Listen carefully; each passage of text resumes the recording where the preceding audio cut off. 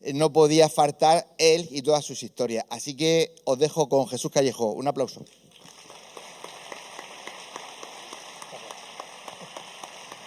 Todo tuyo.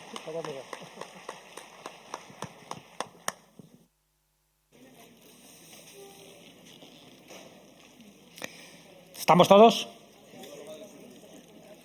¿Hemos desayunado bien? ¿Tenemos hambre? ¿Queréis más información?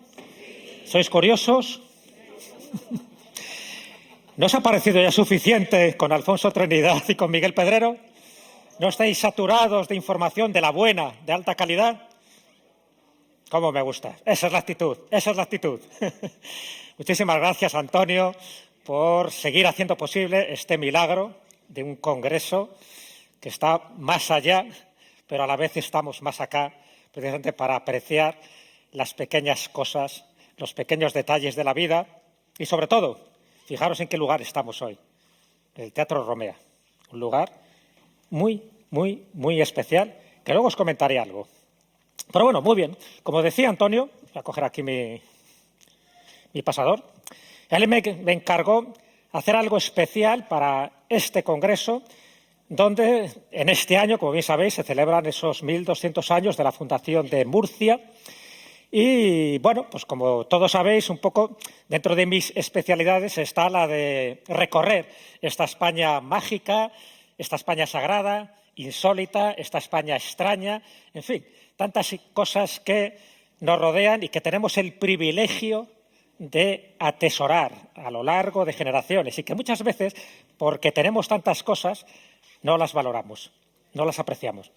Así que yo sé que muchos de aquí sois de Murcia, muchas de las cosas que comentaré ya las conocéis, pero mi obligación es recordaros cosas. Mi obligación es recordaros que vivís en una tierra hermosa, llena de historia, llena de lugares y de enclaves y de objetos y de imágenes que dejan con la boca abierta. Y evidentemente hay que hacer una referencia al emir, Abderramán II. En ese año, ¿no? A ver, evidentemente la población como tal surge en este momento con el emir Abderramán II en el 825, pero ya había asentamientos anteriores, ya había asentamientos prerromanos. Acordaros que esta es una zona de la cultura argárica, 2000 años antes de Cristo, de la Edad de Bronce. Ya había poderosos asentamientos aquí donde la gente sabía que esta tierra emana un tipo de energía muy especial y por eso ciertos asentamientos siempre están en el mismo lugar, no 100 metros más allá, siempre en el mismo lugar. Y desde luego en el 825, dentro de ese emirato, sabéis que Murcia sí que empieza a tener ya esa identidad, es donde, gracias a los regadíos árabes, empiezan a fortalecer lo que se llama la huerta murciana. A partir de ahí florece hasta el siglo XI, que ya sabéis que vienen los reinos de taifas, hay un rey de taifas que tiene que ver con Murcia, hasta que ya Alfonso X conquista, etcétera, etcétera, ya conocéis un poco la historia. Pero bueno, nos estamos refiriendo al momento ese de 825, donde empieza algo que ya se sabía que existía, pero que había que darle toda la relevancia y toda la importancia, que es empezar a construir ciertos enclaves. En este caso eran mezquitas, pero luego ya con el cristianismo, ermitas, donde pululan muchísimos de esos acontecimientos que luego forman parte de las tradiciones, de los rituales, de las leyendas y, cómo no, a veces también de las supersticiones. Fijaros, solo es muy por encima Cristos milagrosos que hay en la región de Murcia. Son unos pocos, pero cada uno está asociado a una localidad y está asociado también a un tipo de beneficio, a un tipo de prodigio. Por eso son Cristos milagrosos, son Cristos diferentes. Y evidentemente lo que el pueblo considera que una talla de madera o de piedra le está concediendo una serie de beneficios, eso es lo que importa. Es la parte taumatúrgica, es la parte apotropaica que tienen este tipo de Cristos. Pero ojo, no solo son Cristos, también tenemos vírgenes, vírgenes milagrosas. Os doy tiempo para que hagáis fotito, lo justo para si queréis ver este tipo de vírgenes que si vais allí, rezáis sus oraciones, a lo mejor conseguís algo. Pero hay que tener la actitud adecuada, evidentemente. Pasamos. Fijaros. Fijaros si es original. Que yo cuando empecé a elaborar, digo, a ver, ¿qué lugares pongo? Digo, a ver, es que Murcia es original por muchas cosas, pero poniendo nombres. En fin, que haya una población que se llama Los Infiernos, chapó para el que se le ocurrió. Ya sabes que es una pedanía de Torres Pacheco, pero ¿quién se le ocurre? Pero lo gracioso no es que haya un lugar que se llama Los Infiernos. Es que hay un lugar que se llama el Purgatorio. Dice, hombre. Dice, ¿y el paraíso? Dice, no, pero el limbo sí lo tenemos. Está el limbo, el purgatorio y los infiernos. Si es que lo tiene todo. No hace falta hacer ningún tipo de ritual para ponerse en contacto con esas otras fuerzas que están en el más allá. Aquí tenemos el limbo. Bueno, el limbo. Ya sabéis que el Vaticano ha dicho que ya no existe, ya lo han quitado. ¿Qué le vamos a hacer? Pero sigue estando aquí el limbo. Faltaría más. El purgatorio y los infiernos. Por el calor que hace, ¿será? Ahí lo dejo. No tiene que ver con eso. Era con un alfarero que le rompieron todos sus cacharros y cuando fue al pueblo de al lado, dice, ¿de dónde viene? Dice, vengo de los infiernos. Y alguien dijo, los infiernos. Y lo puso así. Así empiezan las leyendas. Pero claro, ¿y ya no de las brujas? Dice, vale, ya tenemos los 3 lugares donde podemos ir nuestra alma. Pero ya sabemos que es un lugar mágico, pero llamarle llano de las brujas, además con su festividad ahí como Dios manda, ¿qué os parece? No cito Alcantarilla, ya lo dejamos ahí al lado. Pero a la hora de poner nombres, con el que me quedo, con mi favorito. Y de eso vamos a hablar un poquito, vamos a cotillear, ¿vale? Vamos a entrar un poco en materia, vamos a un poco con, en fin, con el Sálvame de Murcia y con ciertos lugares que nos pueden interesar. Y evidentemente habría que empezar, como no, por su santuario de Nuestra Señora de la Fuensanta. Y aquí empieza ya, fijaros, la toponimia, que es tan importante. Ya lo hemos visto, la toponimia anterior. Pero ¿por qué la Fuensanta? Pues está claro, apariciones de la Virgen, además es un lugar alto, que es donde tiene que estar estos sitios, un lugar alto, aparición mariana, y una de las apariciones marianas hace que brote una fuente de agua. Y esa fuente de agua es milagrosa, claro, cura todo tipo de enfermedades. ¡Qué maravilla! Y lo tenéis aquí cerquita. Y lo interesante ya no es la fuente de agua, que está ahí, además con su cartelito, donde especifica claramente el origen, los primeros asentamientos que hubo. Casi siempre que hay apariciones marianas, siempre está el agua por medio. No es baladí. El agua, además, adquiere esas propiedades terapéuticas, porque en el fondo se produce un feedback. Tú depositas un poco tu energía, tu fe, pero también a la vez tú recoges algo a cambio, ¿no? Cantidad de curaciones que se producen. Y me da igual que lo llaméis el efecto placebo, el efecto contagio, da igual. El hecho es que hay gente que se cura con este tipo de agua, que se lo digan a los de Lourdes o que se lo digan a los de Fátima.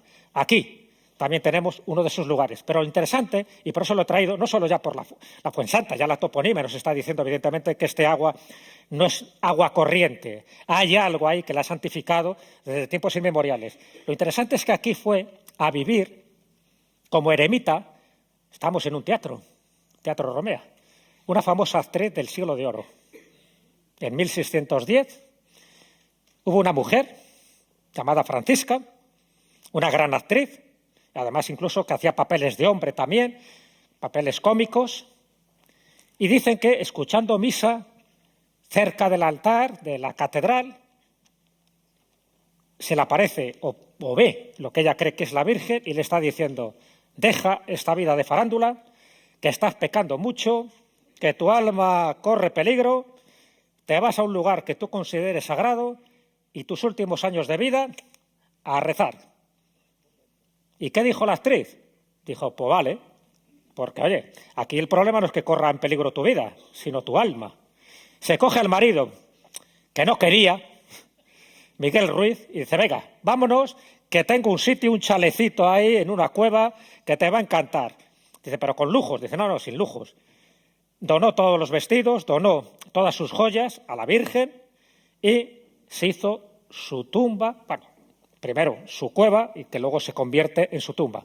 ¿Sabéis a quién me refiero? ¿Os suena la Baltasara? Aquí la tenéis, la cueva de la cómica. Hay gente que pasa desapercibido. Esta está en la parte de abajo. El santuario está arriba, si bajáis, donde está la fuente, muy cerca hay una especie de Vía Crucis, y ahí está la Cueva de la Cómica, que le han puesto además un cartelito para que quede claro, ¿no?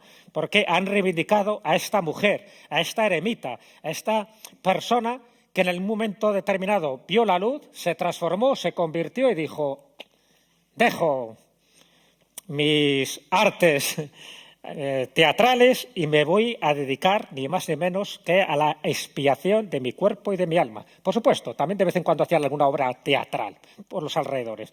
Pero eso no impidió que esta mujer al final acabara con fama de santa, desde 1610 hasta los últimos 20 años de su vida, con su marido, que todavía, rechinando los dientes, dice: vale, pero obedeció el mandato divino y ahí tenéis.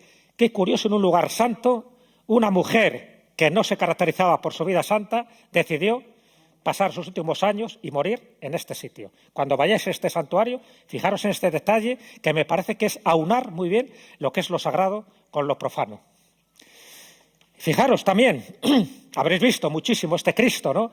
Los que vais a Palencia conocéis el Cristo del Otero, que es un Cristo del año 1931 por Victorio Macho, el gran escultor. Este es anterior, es de 1926, pero no este, el original. 1926, durante la Guerra Civil, fue destruido, se consideró que, en fin, que era como algo que reivindicaba el franquismo y tantas cosas, y lo destruyeron. Pero se volvió otra vez a inaugurar en los años 50, que es este. Creo que es en el 51.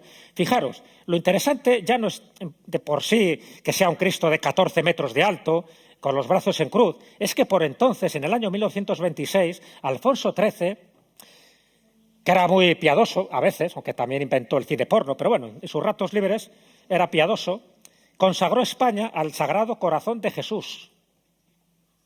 Y el Sagrado Corazón de Jesús, por entonces, era algo que se consideraba no solo una devoción determinada, sino que protegía al lugar donde hubiera una imagen portentosa, poderosa y ciclópea del Corazón de Jesús. Y se pensó que en este lugar, en este monte, en este castillo de Monteagudo, debería figurar uno igual que aparece en Río de Janeiro, o igual que aparece en otros sitios. El de Río de Janeiro, por cierto, es muchísimo más grande. Bueno, pues aquí lo tenéis, porque la idea es que todos aquellos que vean a este Cristo, lo digo desde el punto de vista teológico y simbólico, todos los que vean este Cristo, y por eso se hace donde se hace, en un alto y con esa altura, es porque quedan protegidos bajo su influencia, su influjo magnético, espiritual. Esa es la idea. Lo podéis creer o no creer, pero así se fundamentó, y por eso se hicieron muchísimos Cristos en aquella época, siempre consagrados al corazón de Jesús. También habréis visto en muchas puertas que aparece también el corazón de Jesús, porque al aparecer ese corazón de Jesús en la puerta, está protegiendo a esa vivienda, a esos habitantes. Y cuando tú lo crees, lo estás creando. Bueno, no sé si conocéis este dicho. Los murcianos me imagino que sí. La perra tula tiene bula. Esto es algo curioso también, porque me gustan siempre estas pequeñas historias que yo creo que engrandecen un poco, pues eso, el pueblo que somos, ¿no? Donde se dan todo tipo de variantes, de características, pero siempre enfrentándonos a lo extraño, a lo sobrenatural, de una forma a veces de manera noble, otras veces innoble, ¿no? Pero bueno, esos episodios los dejo. Bueno, ocurrió una fiebre amarilla en 1811, terrorífica, que asoló especialmente Murcia, asoló especialmente Santa Catalina, y tenéis esa foto antigua. ¿Y qué es lo que se hizo para que no se propagara la enfermedad? Se tapiaron varias calles. Y, en concreto, en este barrio se tapiaron 2 calles. La gente huyó despavorida porque no se conocía muy bien cómo venía el contagio. Entonces, lo que se hace es una cuarentena. Se taparon varias calles para que nadie entrara ni saliera. Pero aquí ocurre esos elementos, ya digo, que a mí me parece que son claves para conocer estas pequeñas historias. Había una niña muy pequeña que quedó abandonada. Los padres se largaron rápidamente y la niña quedó abandonada y empezó a llorar de forma desconsolada. No había nadie que la pudiera consolar, ni, por supuesto, dar el alimento que ella necesitaba, que era leche. Pero había una perra, la perra tula, que lo oyó, se acercó a la niña y esta perra le ofreció su alimento. Y gracias a eso se salvó.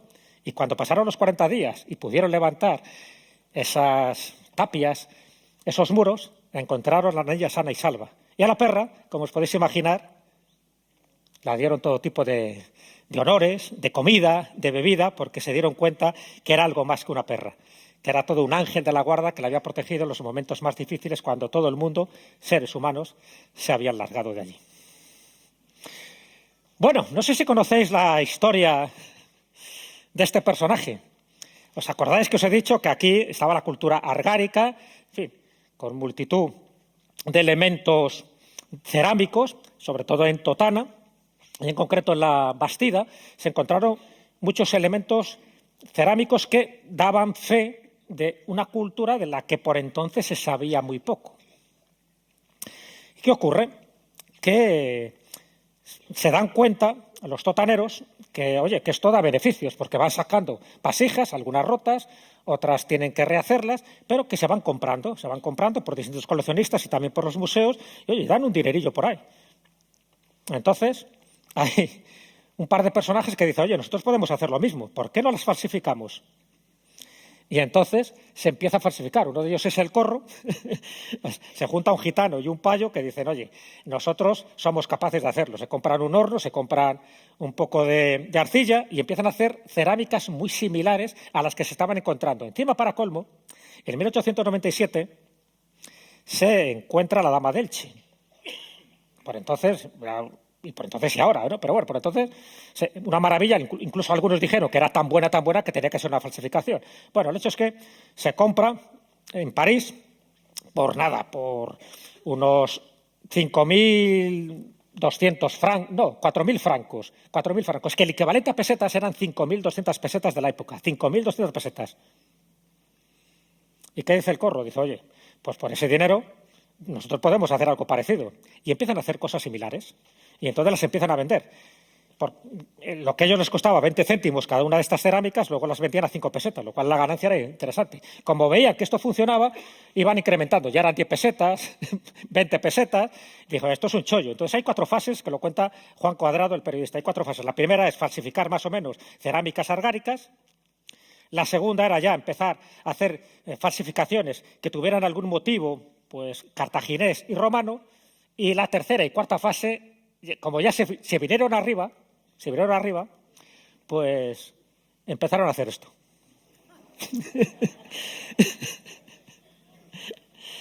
Dice, vamos a hacer motivos precolombinos. Y habían visto una revista de la época donde aparecía pues este tipo de figuras aztecas y mayas y empezaron a hacer estas figuras. Entonces, claro, ya dijo, hombre, esto no es argárico.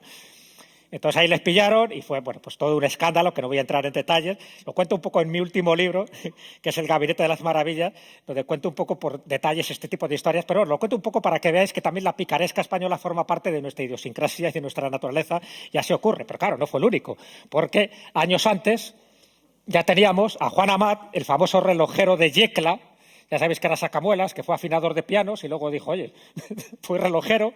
Y luego se encargó de falsificar este tipo de cerámicas cuando vio que era un chollo. Esto era unos cuantos años antes. Esto ya fue en 1880, más o menos, cuando en el Cerro de los Santos empiezan a aparecer este tipo de estatuillas, que por cierto la gran mayoría están en el Museo Arqueológico Nacional.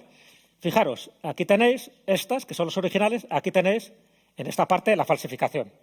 Hasta que le pillaron, de hecho estuvo también el director del museo implicado en todo esto. Bueno, estas son cosas que pasan. Una cosa es lo que va floreciendo de culturas pasadas y otra es aquellos que intentan sacar beneficio de este tipo de esculturas, de cerámicas, porque evidentemente todo el mundo es orégano y más en el siglo XIX, donde no había todavía técnicas específicas para catalogar y para definir lo que era auténtico de lo que era falso. Pero bueno, curioso, ¿no?, que un totanero y uno de Yecla pues también se dedicaran a falsificar piezas mágicas, piezas sagradas, piezas que consideraban que eran importantes y de hecho todavía en algunos museos hay alguna de estas piezas falsas.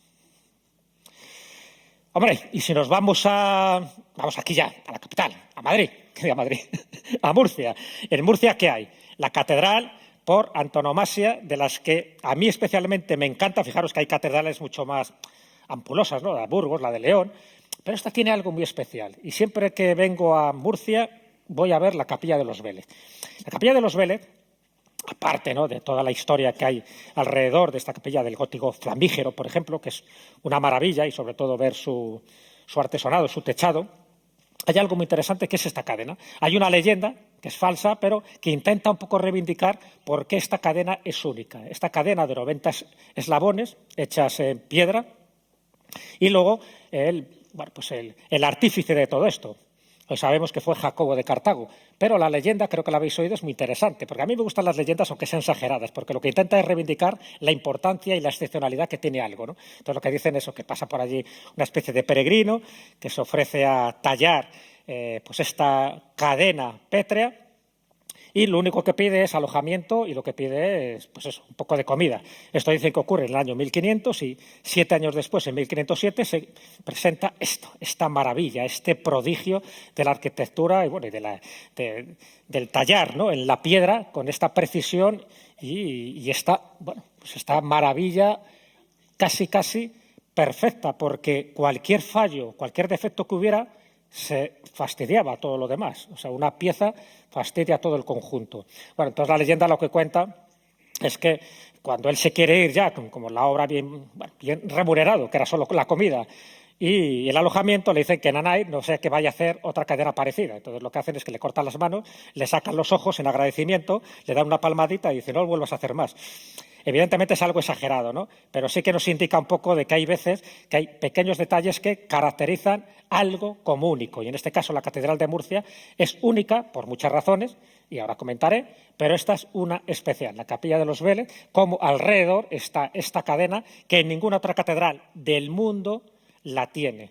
Hoy sabemos quién es el artífice, pero este tipo de leyendas, ya digo, sirven para realzar algo que ya de por sí es extraordinario. Y ya que estamos en la Catedral de Murcia, hay mucha veneración a la Virgen de la Leche, ¿vale?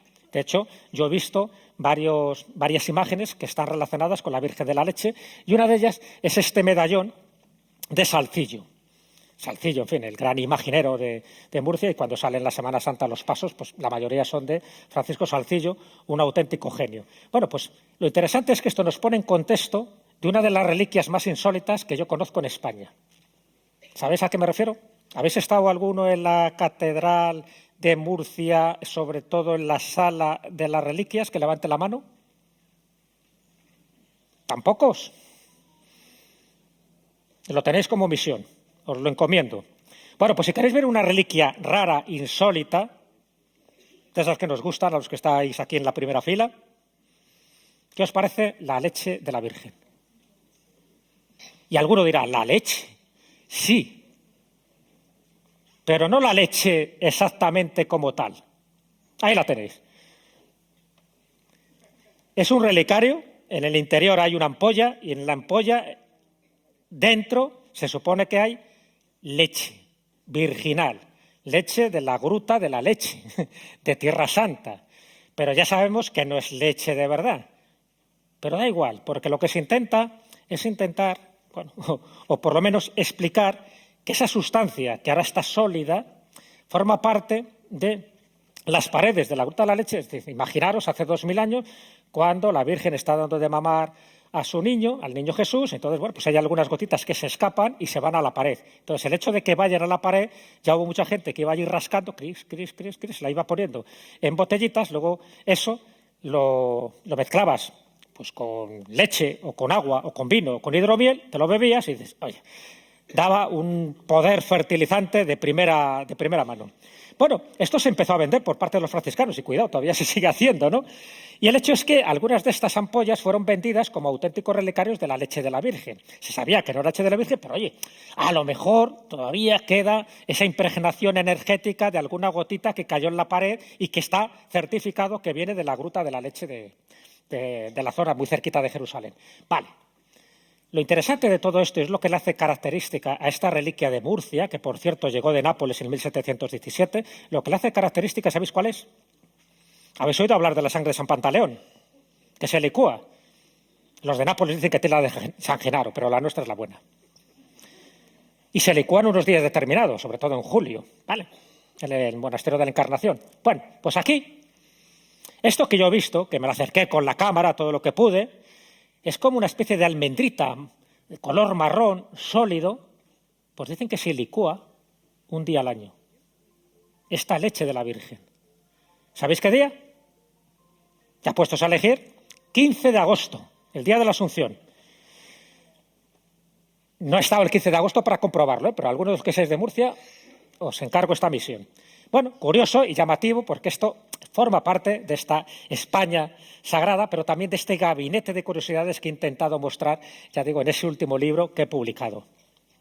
Pero es que me encontré con algo más insólito todavía, porque iba buscando esta reliquia de la Virgen de la Leche y me encuentro con el cráneo, dentro de un busto, de San Pristiliano.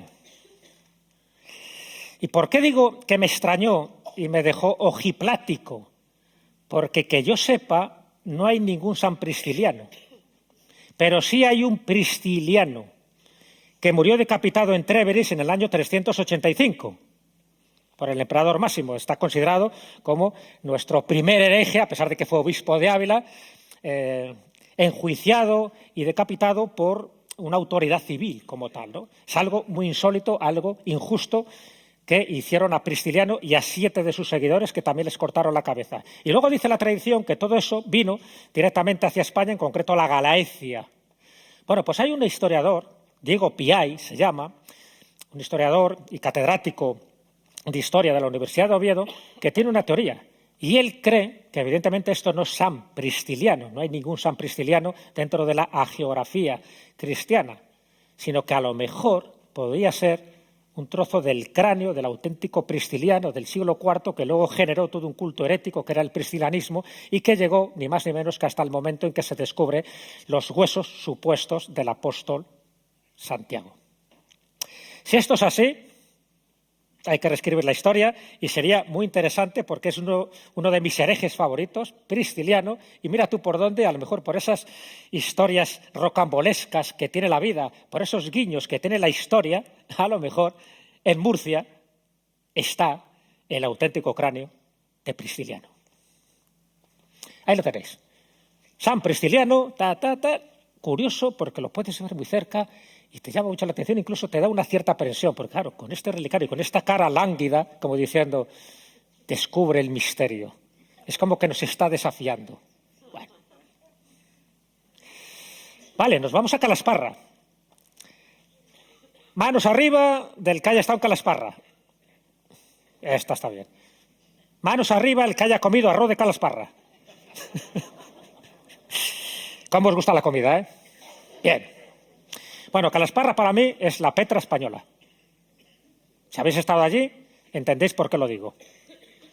Y no solo es la Petra española, porque está excavada en la roca, porque además en esa cueva es por donde, en fin, había todo un paso natural del agua del río del Segura, porque todavía esa cueva está húmeda y siguen cayendo gotas, agua que también tiene propiedades terapéuticas y salutíferas. Y bueno, ahí se cuenta un poco la historia de Nuestra Señora de la Esperanza, es que ahí también se cuenta eso, lo que suele ser típico, ¿no? De una aparición mariana, una virgen, que aquí es lo que le hace también singular a Calasparra, porque en lugar de una imagen hay dos. ¿Conocéis algún santuario donde se venere a dos vírgenes simultáneamente? Ahí tenéis la pequeñica y la grande, que también puestos a poner nombres no son muy originales, pero la pequeñica y la grande. Y la grande del siglo XVII, la pequeñica es la que supuestamente aparece junto con esa otra aparición mariana que refleja que el lugar es un lugar santo, es un lugar sagrado, que es un lugar donde hay que hacer algo que sería ilógico para cualquier constructor, que es construir dentro de la roca. Lo lógico es construir fuera de la roca, creas un edificio. No, tiene que ser en el interior de la roca donde se produce la mariofanía, en este caso. Sería una hierofanía, que es la manifestación de lo sagrado, pero en este caso referido a la Virgen María. Y lo tienen que hacer ahí. Y claro, y aquí tenéis Nuestra Señora de la Esperanza, esa imagen que, ya digo, es única y genuina, que aparezcan siempre dos vírgenes, dos advocaciones simultáneamente. Y fijaros qué preciosidad. Esta piedra, esta especie de veneración donde el esfuerzo, el sacrificio, el dinero, no importa siempre y cuando estés honrando ese lugar. Y a fe que lo están honrando, ¿no? Con este tipo de circunstancias, con este tipo de elementos pétreos. Y además ya sabéis que la piedra simboliza lo que perdura, significa la fuerza, significa lo que es inmutable. Tiene todo un simbolismo que sea así. Fijaros qué maravilla. Ahí está el símbolo, además de María, ¿no? El Ave María, que es ese símbolo, ese acróstico que tiene casi todas las iglesias y catedrales dedicadas a María. Bueno, nos vamos a Mazarrón. Vamos a seguir porque tenemos una hora y antes de que empiecen los estómagos a crujir y que queréis comer, seguimos nuestro itinerario por esta Murcia mágica, extraña, insólita, sorprendente. Y si nos vamos a Mazarrón, la Virgen del Milagro, fijaros siempre en este tipo de advocaciones. Cuando alguien, alguna Virgen, algún Cristo, recibe ese apodo del milagro, por algo será. En este caso, nos tenemos que ir a esta fecha del 17 de noviembre de 1585, en la playa de Bolnuevo. Dice que están atracando unos barcos de unos 500 piratas berberiscos y las cosas pintan mal, ¿no?, para la población. Y ahí es cuando surge algo muy llamativo, muy parecido a lo de Santiago Apóstol durante la Reconquista, ¿no? Aparece una dama de luz, una dama resplandeciente, algunos dicen que una amazona, es decir, montada en un caballo. El hecho es que hace algo que espanta a todos los piratas berberiscos. Se van. Quedan alucinados porque es una presencia femenina, imaginaros, ¿no?, en ese momento donde todos están dando ahí mamporros. Y, claro, al salir victoriosos de esa contienda y desaparecer esta mujer, esta dama resplandeciente, alguien dice, a ver si es la Virgen de la Iglesia. Van allí y se encuentran que la imagen está sudando. Ven que hay sudor en su rostro. Y además ven algo muy curioso también. Ven que en el manto tiene como rastros de la arena de la playa. Entonces ahí dice, pues ya está, ha sido ella que por un milagro ha ido allí, ha espantado a los piratas berberiscos y otra vez ha cogido y se ha colocado en la peana y como si nada. Y desde ese momento la empezaron a llamar la Virgen del Milagro porque consideraron de una forma irrefutable, y así queda registrado en una especie de acta notarial, que fue ella la que intervino, fue ella la que venció a estos piratas berberiscos, y de ahí, por desgracia, la imagen original era esta que desapareció, bueno, se quemó, fue destruida durante la Guerra Civil, como tantas y tantas imágenes, y la que se ve actualmente es esta que tenéis ahí, la más cercana. Muy bien, nos vamos a otra. Hemos dicho que empezó a sudar. Otros dicen que a lo mejor lloraba lágrimas. No, la que lloraba lágrimas era esta. Cabeza de Torres, otra localidad murciana. Fijaros, 8 de agosto de 1706, nos vamos mucho más cerca a nuestro tiempo, y aquí se produce algo. Yo tengo una lista, en fin, de todas estas imágenes, cristos, cuadros, vírgenes que lloran o que sudan.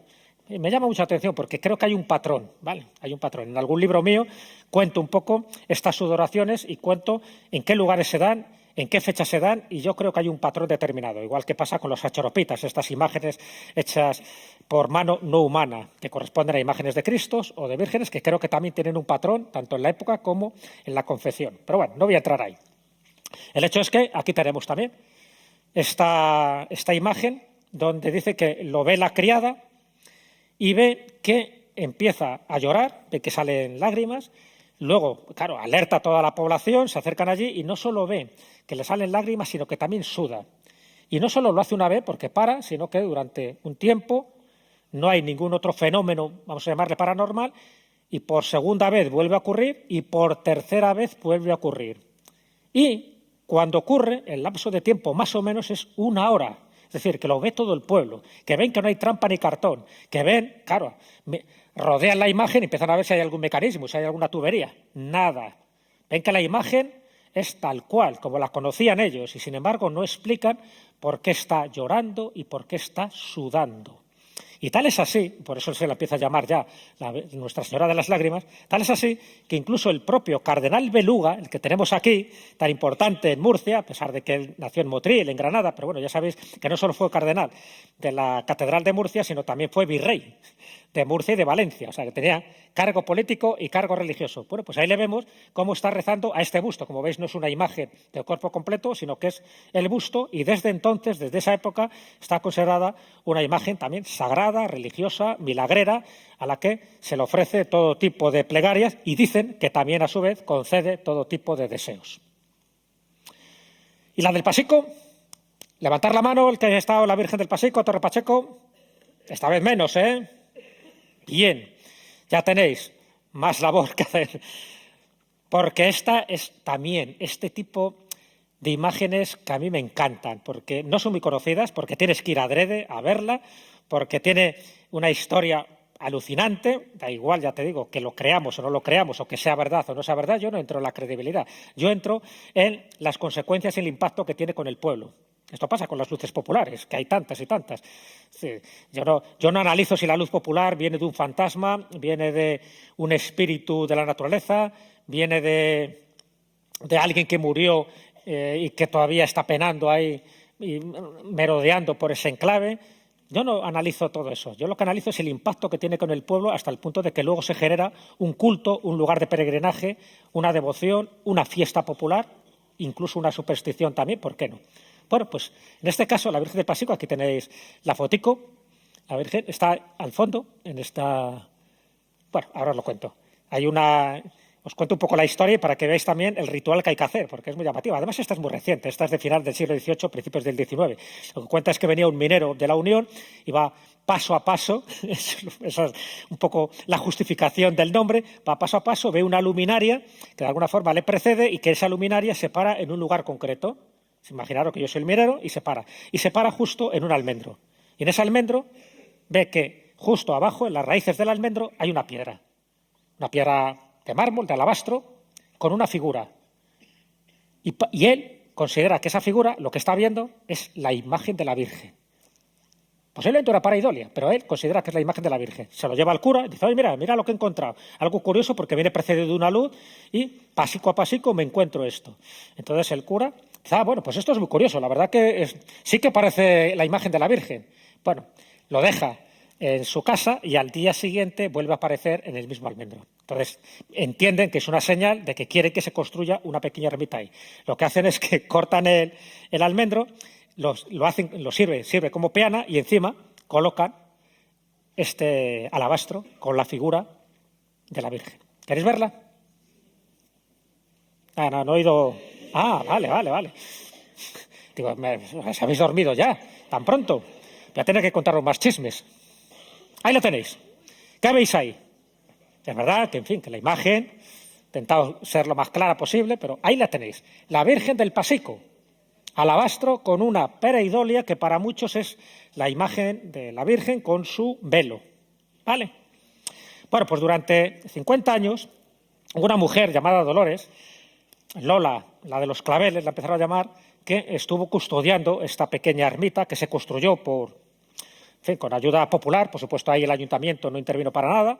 Ahí dijo que ellos no querían en este tipo de cosas. Entonces fue el pueblo el que hizo, todo un esfuerzo económico para construir esta ermita, que ya digo que es muy reciente y que está al lado, por cierto, de un molino de viento. ¿Vale? Entonces Dolores, Lola, los claveles, hizo un ritual que ella pensó que era el adecuado y, según ella, inspirado por la propia Virgen, que era coger un clavel. Cuando vais a esta ermita veis que hay claveles por muchos sitios. Tenéis que coger un clavel, está protegido esto por un cristal, entonces abajo está el tronco del almendro, ¿lo veis ahí? Y tenéis que pedir un deseo y tocar con ese clavel el tronco. Y si podéis también, por supuesto, el alabastro. Como hizo Begoña Ramos, mi querida esposa, que hace todos los rituales, los que no hace ella los hago yo. Yo soy de los que si no toco no me lo creo. Si hay que bailar sobre una baldosa, bailo sobre una baldosa, da igual. Porque, como diría José Mota, y sí. Bueno, pues evidentemente ese clavel luego tú te lo guardas y veréis, y eso lo comprobamos, Begoña y yo, que no se marchita como si hubiera marchitado cualquier otro clavel. Es como que queda impregnado un poco por esa sacralidad, por ese tronco del almendro, o sencillamente por la creencia o la energía que depositamos en ello. Entonces hay mucha gente que lleva claveles, que los deja allí también, y el clavel que tú utilizas es el que te llevas, o sea, que para que siempre haya claveles de sobra. Bueno, pues ahí lo tenéis, os lo recomiendo. Bueno, nos vamos a Caravaca de la Cruz, que estaréis diciendo alguno, ¿Caravaca de la Cruz qué? Bueno, no iba a contar nada, pero tengo que contarlo porque no me interesa tanto la historia que pasa en 1232 con Abu Zeid, en fin, con este reyezuelo de Murcia, y con Chirino, con Pérez Chirino, el cura, que le obliga a hacer misa, él dice que le falta un instrumento adecuado, que era la cruz, y justo en ese momento dice la tradición que por una ventana aparece la cruz de Caravaca, que es una cruz patriarcal, llevada por 2 ángeles. Vale, hasta ahí. Y luego además, bueno, Abu Zaid dice ya la leyenda que ve un milagro de la hostia, con perdón, porque en el fondo estamos hablando de la consagración, porque en el fondo estaba celebrando misa, y se convierte y él se hace llamar Vicente. Bueno, hasta ahí lo dejamos, ¿vale? No me interesa eso, solo os he puesto en contexto. ¿Qué es lo que me puede interesar, aparte de la cruz de Caravaca, que como bien sabéis se ha convertido en un talismán, es algo que se regala y que prácticamente te concede de todo, ¿no? Desde te cura o te evita el mal de ojo hasta te cura un reuma. No, lo que me interesa es esto. El óculo, la ventana de la aparición, algo que pasa desapercibido y que, según esta leyenda que yo os he resumido, es por donde aparece la cruz de Caravaca portada por 2 ángeles, ¿no? Solo hay un pequeño problema, que este óculo es del siglo XVI y la leyenda es del siglo XIII. Algo no cuadra. Pero bueno, no siendo tiquismiquis, lo que me interesa es qué es lo que pone en esas letras que están alrededor de este óculo, de esos 42 signos. Bueno, pues ha habido muchas interpretaciones y la más interesante, y yo creo que la más fiable, es la de Pablo Alonso Bermejo, un doctor en historia medieval, que él, viendo que había una especie de criptografía, de clave secreta, ha llegado a la conclusión de que lo que pone realmente, fijaros, es algo apocalíptico. ¿Quién fue, quién es y quién ha de venir? San Miguel, el juicio, y adorarán los 4 vivientes, a Jesús, la Madre, el Espíritu Santo, en unión con Dios. ¿Quién lo ha entendido? Todo lo habéis entendido, ¿no? Esto viene del Apocalipsis, con lo cual, fijaros, el que hizo esto en el siglo XVI estaba haciendo 2 cosas. Primero, que no fuera entendible por el resto de la gente, está claro, todo el mundo lo veía, y dice, qué bonito el óculo y tal. Bueno, sobre todo un poco el trisquel este que hay, ¿no? Un poco en el centro, bueno, una especie de esvástica rara. Bueno, no deja de ser un símbolo solar, es un símbolo de protección también. Pero, ¿por qué solo eso lo pueden entender ciertas personas que tengan la clave?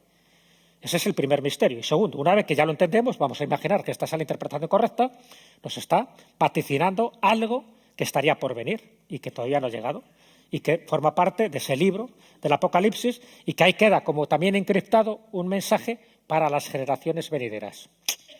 Ese es el óculo de Caravaca de la Cruz, interesantísimo.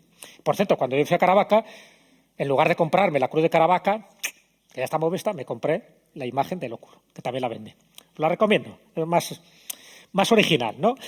Bueno, el niño Jesús de Mula, el famoso niño de Mula, también, un poco rápidamente, en 1648 estaba padeciendo también una peste bubónica en Mula y aparece esta vez Cristo, pero en forma de niño, portando una cruz en su brazo izquierdo y diciendo que si se le construía una pequeña ermita, como suele pasar en este tipo de apariciones, la peste desaparecería. Y efectivamente así fue.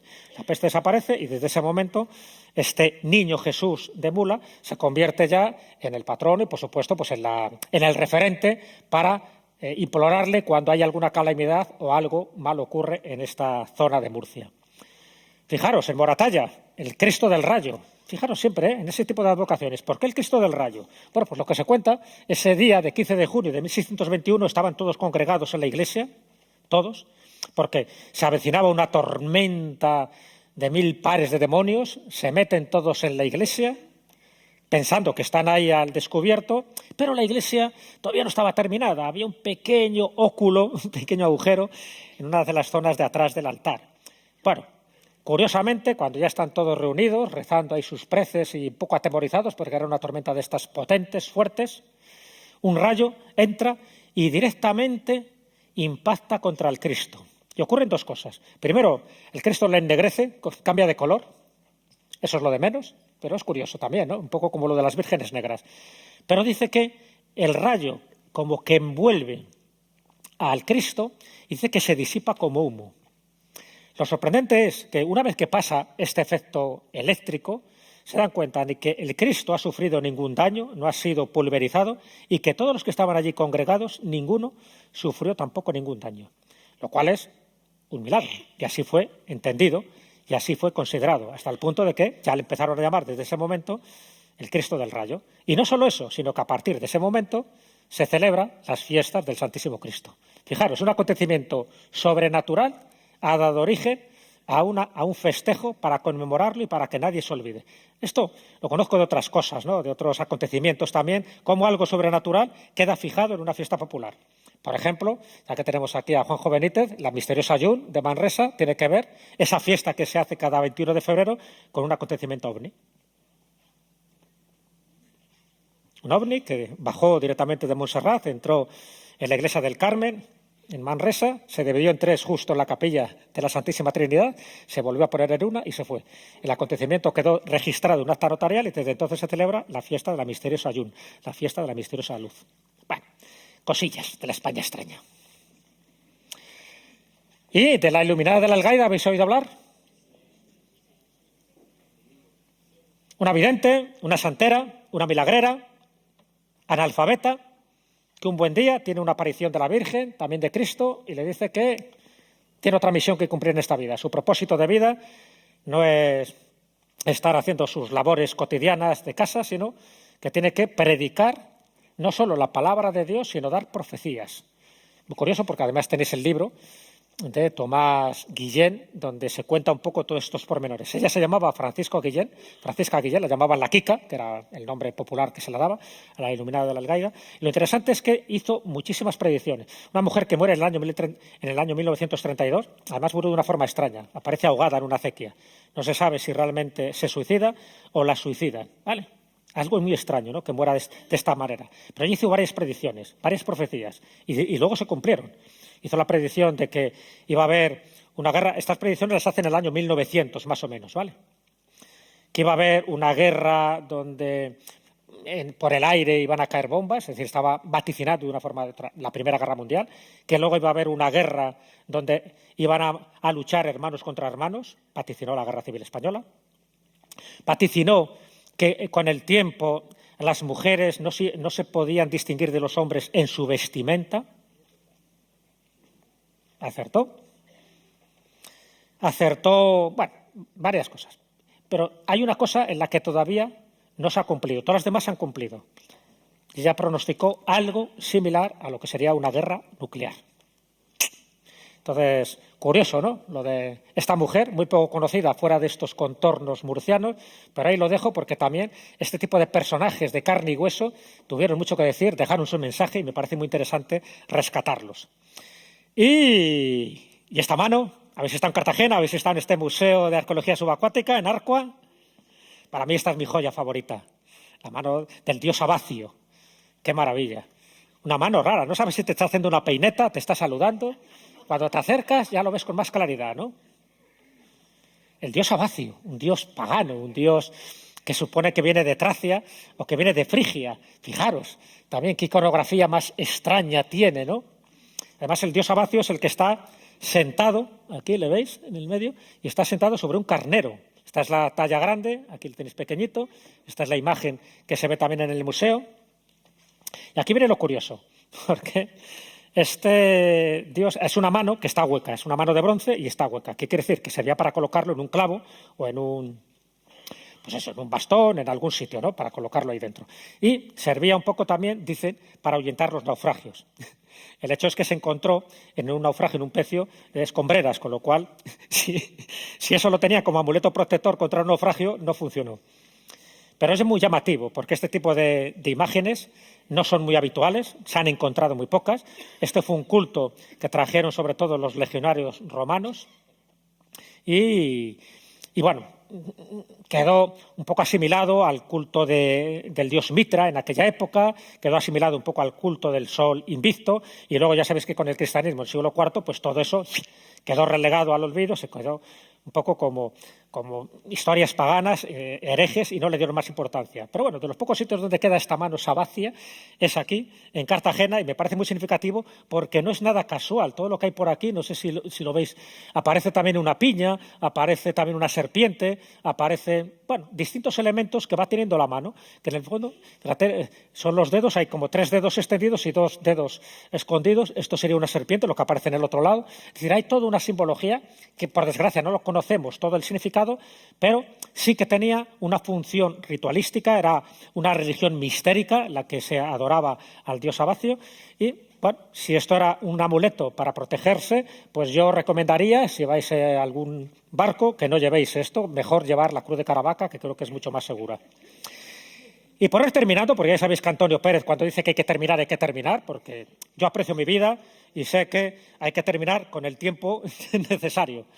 Estamos en el Teatro Romea y me parecía obligado contaros un poco la historia que tiene este teatro, porque en este caso os he contado leyendas de pueblos, con que esté cerca de aquí, pero bueno, nos salva la distancia, pero es que estáis aquí. Y como estáis aquí, ateneros a las consecuencias. ¿Conocéis la leyenda del Teatro Romea? Bueno, ya sabéis que se llama Romea por Julián Romea, el gran actor, uno de los grandes actores que tuvimos, que murió en el año 1868, y tuvieron, yo creo que la suerte, tuvo otros nombres anteriores, pero tuvieron la suerte de, en la última remodelación, cuando se inauguró en 1901, llamarle Julián Romea. Perfecto, hasta ahí bien. Bueno, pero la historia, la leyenda viene en el siglo XIX. ¿Os acordáis? La desamortización de Mendizábal. Entonces, esto era antes un monasterio de Santo Domingo, y lo que hacen es que les exilian de aquí, venga, fuera, desamortización, vamos a expoliar prácticamente todo lo que hay aquí, vamos a recoger todos los bienes eclesiásticos, y ya sabéis que al final se malvendieron, se reutilizaron de otras maneras. Bueno, y esto quedó desierto y no para el uso que originalmente se había concebido, que para un monasterio. Pero ¿qué pasa? Que un fraile resentido dijo, bueno, yo me voy, pero os voy a echar una maldición. Y os vais a enterar. ¿Y qué es lo que hizo el fraile dominico? Dice, a ver, este sitio, cuando lo que se construya, ya sabía que se iba a construir un teatro, y encima el teatro, lo más opuesto un poco a lo que es la devoción monacal, ¿no? El teatro, la farándula, la juerga, en fin. Dice, la maldición es que va a sufrir 3 incendios. 3 incendios.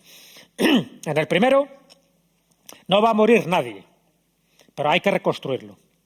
En el segundo va a morir una persona. Y en el tercero, siempre y cuando el teatro esté lleno, van a morir todos. Ya ha sufrido 2 incendios. ¿Hay alguna butaca? Sí, hay butacas libres, no os preocupéis. Siempre hay una que se deja libre. Eso también pasa, hay una maldición muy parecida al Teatro José Zorrilla de Valladolid. Qué curioso. Pero bueno, estamos en el Romea. Entonces, ha habido esos 2 incendios en el siglo XIX.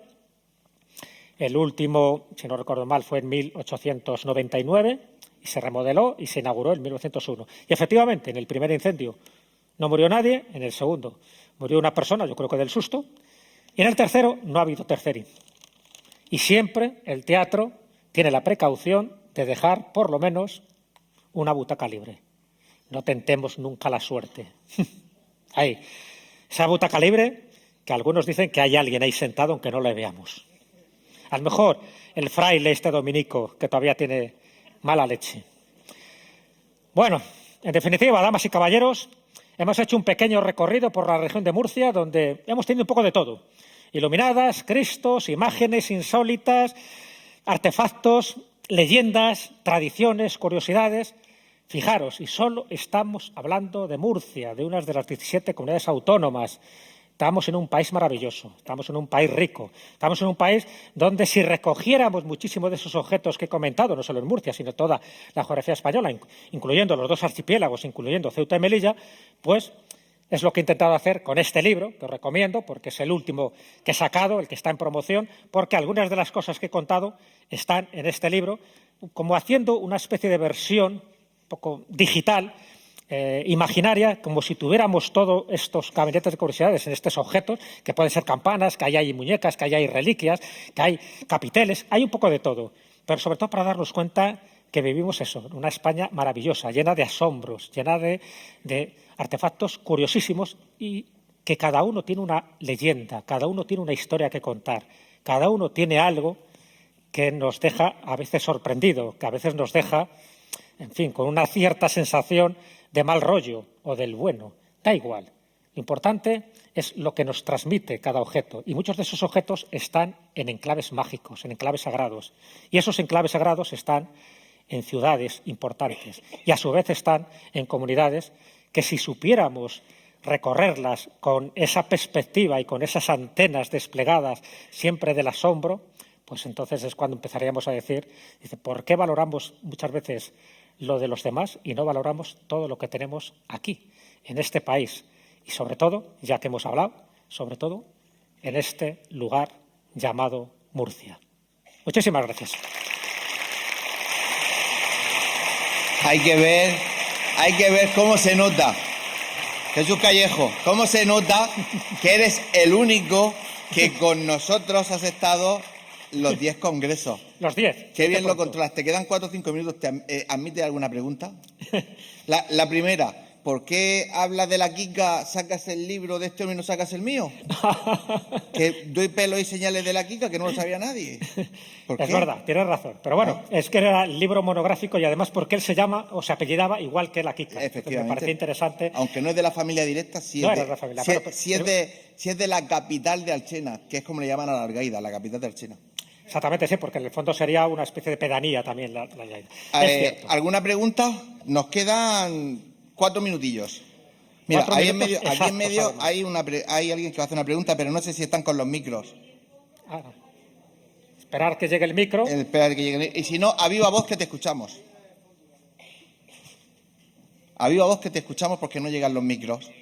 Micros. Llegan, ahora sí llega. Yo, sí. Jesús, gracias por ver, ¿dónde estás? todo lo que nos has enseñado sobre Murcia, pero te quería decir una anécdota contada por Pedro Lillo, que murió, pobrecillo, era compañero mío de universidad.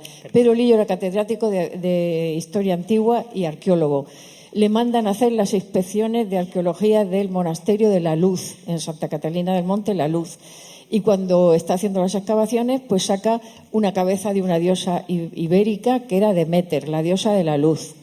Cuando se le enseña a los frailes de al lado, resulta que los frailes le cuentan que ellos, cuando fundan el monasterio, dice, ¿bajo qué advocación mariana vamos a poner el monasterio? Dice, lo votamos. Entonces hacen en una cajica de cartón, meten las papeletas y ponen Virgen de la Luz.